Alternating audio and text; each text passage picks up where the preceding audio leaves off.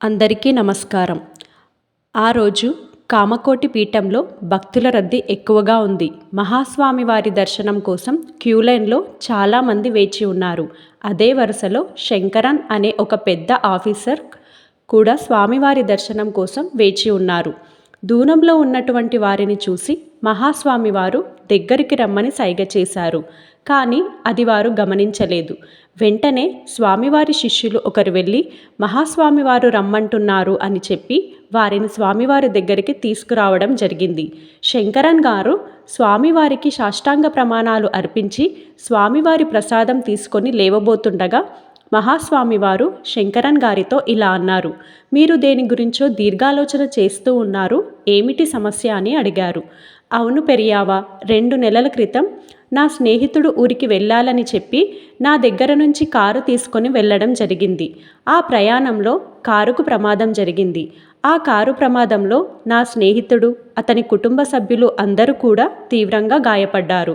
నా స్నేహితుడికి 2 కాళ్ళు విరిగిపోయి మంచం మీదనే ఉండిపోయాడు. ఎందుకు ఇలా జరిగింది అని చెప్పి నాకు చాలా ఆందోళనగా ఉంది. ఈ పాపభీతి నన్ను వెంటాడుతూ ఉంది స్వామి, ఆ ఆలోచన నన్ను వెంటాడుతుంది స్వామి అని చెప్పి మహాస్వామి వారితో చెప్పడం జరిగింది. అప్పుడు మహాస్వామి వారు, మీరు ఈ 2 నెలల్లో 2 దఫాలుగా నా దగ్గరకు వచ్చారు కదా, మరి ఎందుకు ఈ ప్రమాదం గురించి, వారి పరిస్థితి గురించి నాకు చెప్పలేదు అని అడిగారు.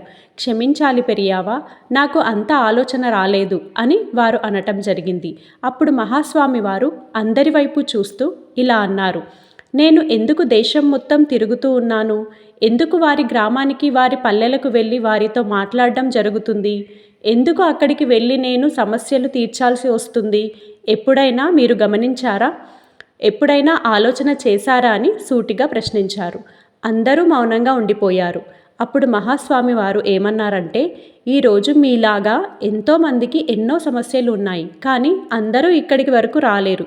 అదే ఆ భక్తుల వద్దకు నేనే వెళ్తే ఎన్నో చోట్ల ఎంతోమంది వారికి సహాయం చేసిన వాడిని అవుతాను, వారి సమస్యలకు పరిష్కారాన్ని చూపిన వాడిని అవుతాను. అదేవిధంగా మీరు నా వద్దకు వచ్చినప్పుడు కేవలం మీ గురించి, మీ సమస్యల గురించి, మీ బంధువుల గురించే కాదు, మీ స్నేహితుల గురించి, మీ గ్రామంలో ఉన్నటువంటి వారి గురించి, వారి సమస్యల గురించి కూడా నాకు చెప్పవచ్చు. నాకు తెలిసినంతలో ఎంతో కొంత ప్రయోజనం చేకూర్చే విధంగా పరిష్కారం చెప్తాను అని మహాస్వామి వారు మౌనంగా ఉన్నారు.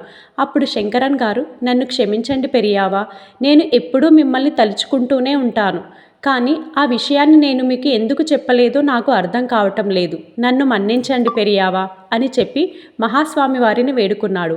ఇప్పుడు ఏం చేద్దామనుకుంటున్నావు అని మహాస్వామి వారు అడిగారు. ఏం లేదు పెరియావా, వారి కోసం నేను ఏదైనా చెయ్యాలి అనే ఆలోచనలో ఉన్నాను, మీరు ఏదైనా సూచన చేస్తే ఆ విధంగా పాటిస్తాను తండ్రి అని స్వామివారిని వేడుకోవడం జరిగింది.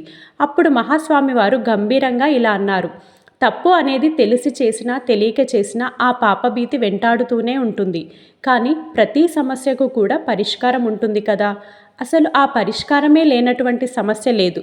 కావున దేని గురించి కూడా దీర్ఘాలోచన చేయకూడదు, దానికి ఆ సమస్యకు ఉన్నటువంటి పరిష్కారం ఏమిటో వెతికే ప్రయత్నం చేయాలి.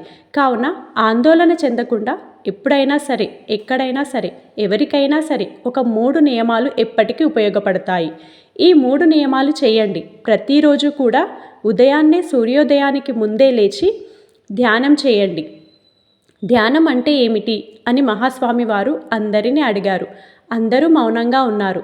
ఇప్పుడు స్వామివారు చిన్నగా నవ్వుతూ, ధ్యానం అంటే కళ్ళు మూసుకొని మనిషి మౌనంగా ఉండడం కాదు, ధ్యానం అంటే మనస్సు మౌనంగా ఉండాలి, ఎటువంటి ఆలోచనలు లేకుండా నీలో ఉన్నటువంటి పరమాత్మ వైపు నీ ఆలోచనను మరలించాలి, ఆ విశ్వశక్తిని పొందాలి, అదే ధ్యానం అంటే. 24 గంటల్లో కేవలం 24 నిమిషాలు ఆ ఉదయం పూట చేసేటటువంటి ధ్యాన సాధన, ఆ విశ్వశక్తి ఆ 24 గంటలు ఆ రోజంతా కూడా నీతోనే ఉంటుంది, నిన్ను కాపాడుతూ ఉంటుంది. రెండోది ఏమిటంటే 45 రోజుల పాటు ఒక్క పూట భోజనం చేయాలి. 45 రోజుల పాటు ఒక్క పూట భోజనం చేస్తూ నీ ఇష్టదైవాన్ని, నీవు ఆరాధించే గురువును కావచ్చు, దైవం కావచ్చు, ఎవరైనా సరే నిరంతరం మనసులో జపిస్తూ ఉండాలి. ఈ 45 రోజుల పాటు చేసినటువంటి ఈ దీక్ష అమోఘమైనటువంటి ఫలితాన్ని ఇస్తుంది. ఒకవేళ ఆరోగ్యరీత్యా 45 రోజులు మేము చేయలేము అనుకుంటే 9 వారాల పాటు ఏకాదశి ఉపవాసం చేయాలి. ఇలా చేయగలిగినా కూడా మంచి ఫలితాలను ఇస్తుంది. అదేవిధంగా గ్రామంలో ఉన్నటువంటి గ్రామదేవతకు చీర సారే సమర్పించాలి. ఒకవేళ పట్టణంలో ఉండేవారు దగ్గరలో ఉన్నటువంటి గుడిలో కావచ్చు, వారి ఇష్టదైవానికి కావచ్చు, వారి గురువుకు కావచ్చు వస్త్ర సమర్పణ వస్త్రాలు సమర్పించాలి. ఇంట్లో ఇబ్బందులు ఉన్నా సరే ఈ 3 చేయగలిగితే తెలిసి తెలియక చేసినటువంటి ఆ తప్పుకు ఆ కర్మఫలం అనేది మీపై ప్రభావం చూపకుండా మీకు అనుకూలంగా ఉండేలా చేస్తుంది. అదేవిధంగా రాబోయేటటువంటి అనర్థాలను కూడా ఆపి అంతా మీకు అనుకూలంగా సజావుగా జరిగేలా చేస్తుంది. ఇవన్నీ కూడా చాలా చిన్న చిన్న విషయాలుగా కనిపిస్తూ ఉంటాయి. కానీ వీటిలో ఎంతో లోతైనటువంటి నిగూఢ రహస్యాలు ఎన్నో ఉంటాయి.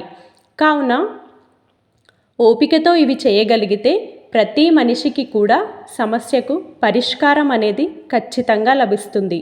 కావున అందరూ కూడా ఏ విషయంలోనూ ఆందోళన చెందవద్దు. ప్రతి దానికి పరిష్కారం ఉంది కనుక ధైర్యంగా దైవంపై నమ్మకం ఉంచి విశ్వాసంతో ఏ పనినైనా మొదలుపెట్టాలి అని మహాస్వామివారు అద్భుతమైనటువంటి బోధ చేయడం జరిగింది. అందరికీ ఇవన్నీ కూడా కేవలం మహాస్వామివారు శంకరన్న గారిని పిలిపించి వారికి మాత్రమే చెప్పలేదు. వారిని పిలిపించారు అంటే వారి సమస్య ద్వారా అక్కడ ఉన్నటువంటి అందరికీ తెలియజేసి అక్కడున్న అందరికీ కూడా తెలిసే విధంగా వారి ద్వారా 10 మందికి తెలియజేసే విధంగా ఉపయోగపడాలనే ఉద్దేశంతో మహాస్వామివారు ఇంతటి గొప్ప బోధ చేయడం జరిగింది. మహాస్వామి వారికి మరొక్కమారు సాష్టాంగ ప్రణామాలు అర్పించుకుంటూ స్వామివారి చెప్పినటువంటి విధంగా ప్రతి ఒక్కరూ ఆచరణ చేయాలని, స్వామివారిని నమ్ముకొని వారి నీడలో అందరూ సంతోషంగా ఉండాలని, స్వామివారి దివ్యాశిస్సులు అందరికీ ఉండాలని కోరుకుంటూ ఈ వీడియో మీకు నచ్చినట్లయితే దయచేసి లైక్ చేసి షేర్ చేయండి. మరిన్ని మంచి మంచి వీడియోస్ కోసం నా ఛానల్ని ఇప్పుడే సబ్స్క్రైబ్ చేసుకోండి. ధన్యవాదములు.